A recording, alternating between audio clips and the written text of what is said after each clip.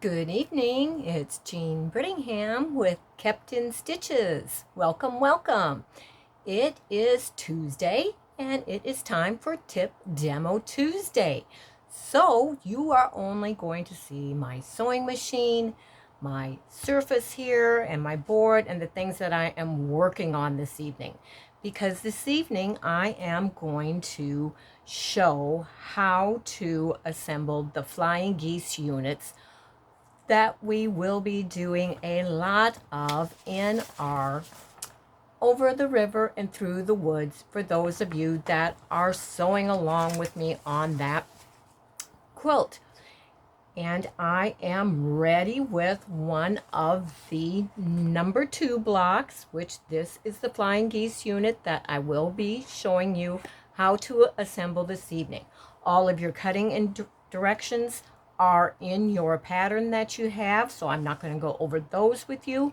You will get all of those fabrics cut out and you will lay them out into your light, dark, and medium and have everything laid out for the block that is this block. This is the one that I am doing this evening.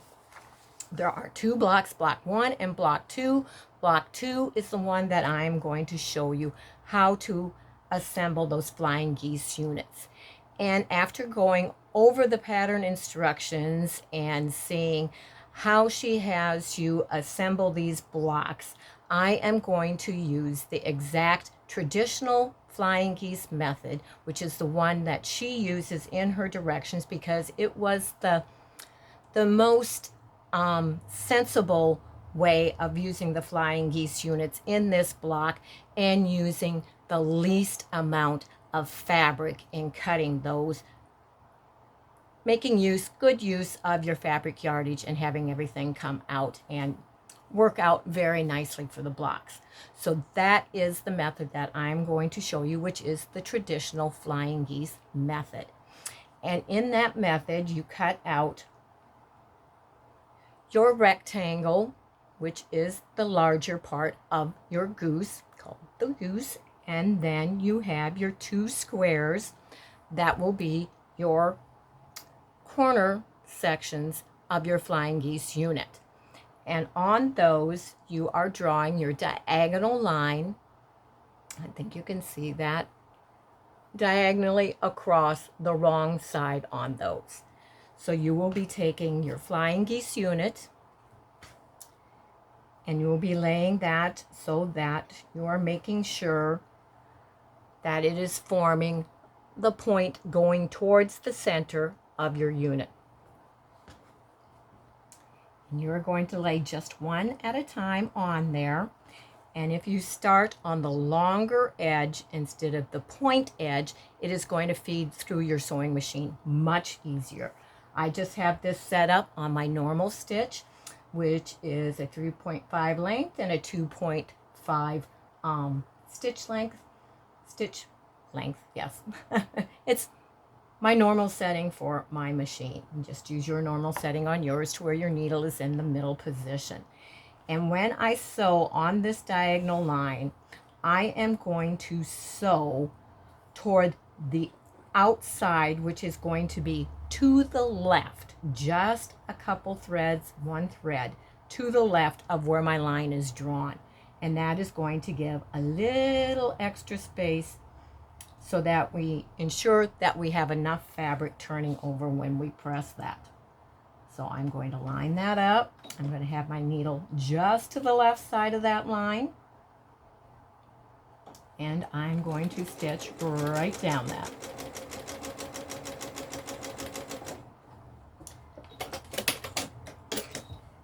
And then before I trim anything, which you're going to be trimming off this outer section, a 1/4 inch from your seam allowance, I'm going to press that with everything there first. And I'm going to set my seams. I'm going to give it a good press. I know you can't see me pressing over here, but you all know how to press. So I'm going to press that. And you can make sure before you trim anything by doing that, that everything, you can see that there is fabric There's no red showing through, so you know you've got that all the way over there. When you flip just that top section over, you can see that it's fully covering that one underneath it, so you know that is good to be trimmed. So I'm going to move this out of the way. I'm going to take my ruler and put this up here where you can see that, and you are going to trim 1/4 inch away from that seam allowance.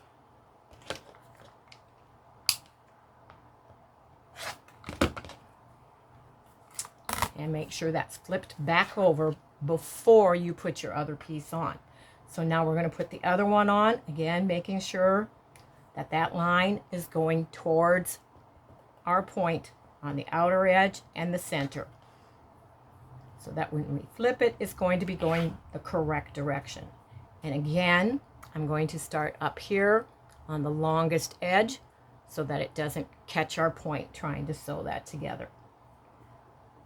I'm just doing one to show you. I would normally chain piece all the one side and then chain piece the other side to save time. But to show you how I'm doing this, I'm just doing one at a time. And now this time, because this is on the right side, I'm going to this time be just on the right hand side of my drawn line.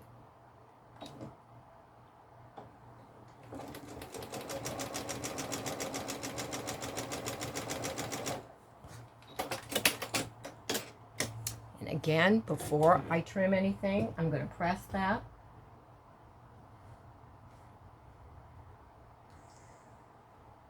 Lift that little corner up, give it a good press.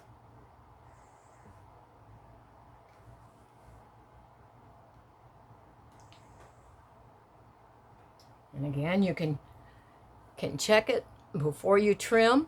You can flip.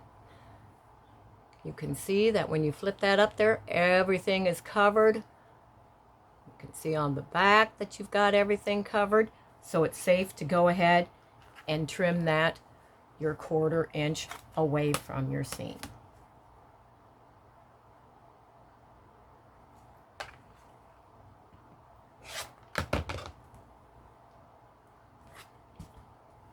And now before I square it up, I'm going to give that just a little bit of a press again, now that those are out of there.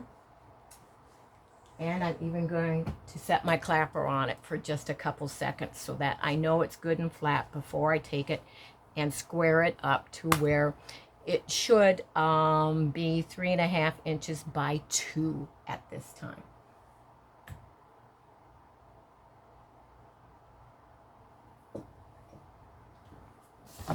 So we're going to lay it up here where you can see. I'm going to take my ruler to square up. I'm going to lay that on there. It should measure 3.5 inches by 2. We've got just a very, very, very little bit to be trimmed off. So I'm going to make sure that I have some on each edge equal there to trim. And I mean, we're talking, you won't even, I don't know if you can even see, that's all that I trimmed on that. I'm going to take that corner, flip it to the opposite. Now I'm going to line my 3.5 directly on that. I've got the 2 inch. I've got the diagonal line on my ruler running right across the diagonal line on there, so I know everything is straight and even. Everything is on there underneath, and now all I have is a little sliver, again, right on that side. Oops, can't even pick it up. It's so small, disintegrated in my hand. That's all that I trimmed. But it's very important that you square that up, even though it's just a little bit, because there's a lot of these units in here. That little bit will make a difference in the squareness of your block. So there you have your perfect flying geese unit. And this is the other one that I sewed so you would see what we were sewing. So we have 2 of them. There are 4 that go with each block. And we'll lay that right where it goes in the block. So you can see that half the block is coming together.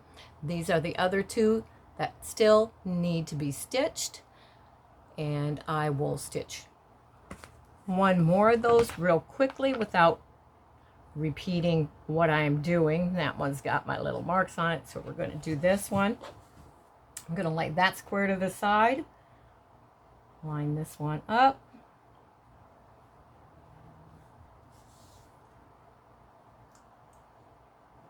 sew down that diagonal line. It's on the left, so just to the left of that line a little bit. I'm just going like a thread left of that line. Press it.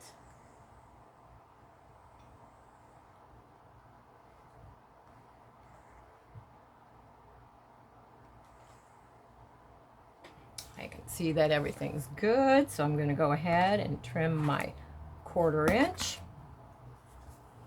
from the seam.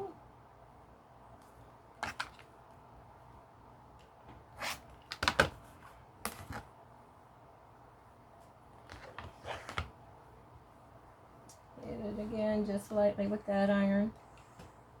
And I'm only pressing the seam. Now I'm going to put the other one on. Make sure everything is lined up.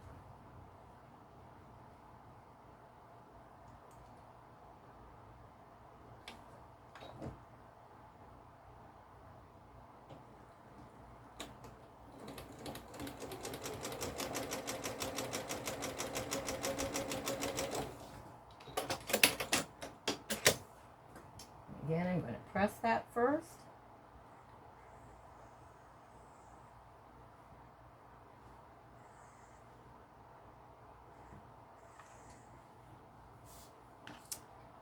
And I'm going to again trim 1/4 inch from the diagonal line.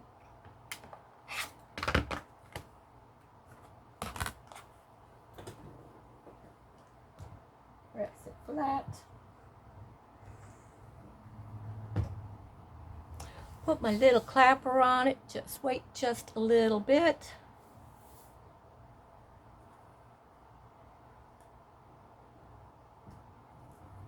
And we'll go ahead and sew that last one too, so you can see what the block is going to look like. Which, while I'm waiting for that one under the clapper, I'll just sew this on real quick.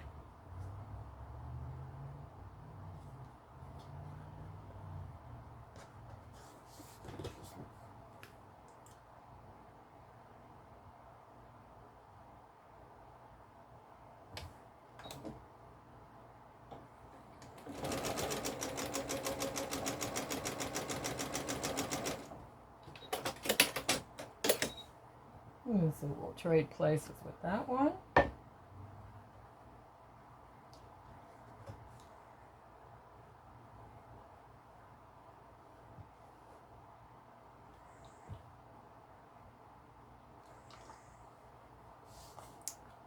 going to trim this one real quick before I square the other one up.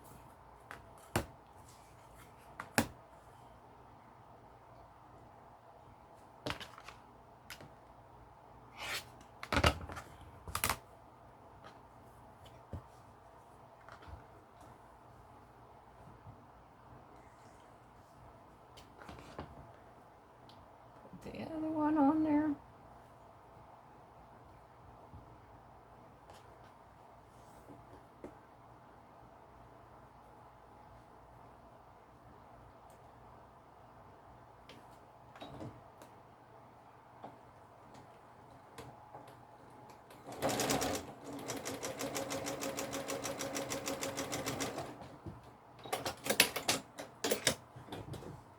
We're going to press it.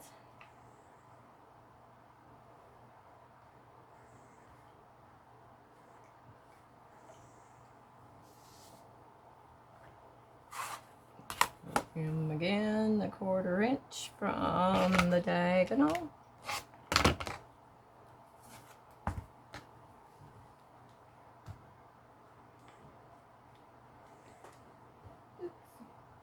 Now we're going to square this one up while that one's underneath there.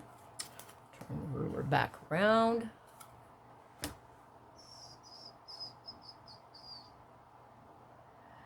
And there is nothing to trim on this one. It is exactly the size it is supposed to be.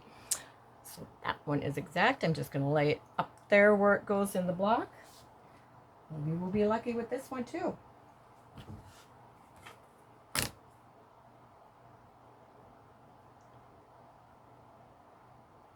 And there's nothing to trim on that one either. Came out exactly correct. So I'm going to lay that in place. The little stickers that you see on here are just the labeling as I cut it. When we sew that all together, there are your flying geese, which it is the darker in the middle, the lighter on the outside on these. The other block go just the opposite. But this is the block 2 that is in. I'll show you again. In here, it's one of these block sections right there. The other ones, they go the other directions, made exactly the same way. It's just that you've got the light in the middle and the dark squares instead, which make it look the other way. But that is how you put the flying geese units together for those blocks, and it is done the same way for the larger ones that go around the outer border. So it is going to be the exact same method. So for those of you that are going to be sewing along with me on the Over the River and Through the Woods, I hope that helps you in putting your flying geese units together exactly the way that her directions are showing you how to do that. So thank you everyone for joining me this evening on Tip Demo Tuesday. If you have any questions, just leave them in the comments. Please don't forget to give this video a thumbs up. And if you haven't subscribed, please hit that subscribe button. Click on the bell to receive notifications when I do my lives, when I drop other content. And have a very, very great Tuesday evening and the rest of your week. Thanks again, everybody. I'll see you again soon. Take care. And remember, in the meantime, I can keep you in stitches. Bye-bye, everyone.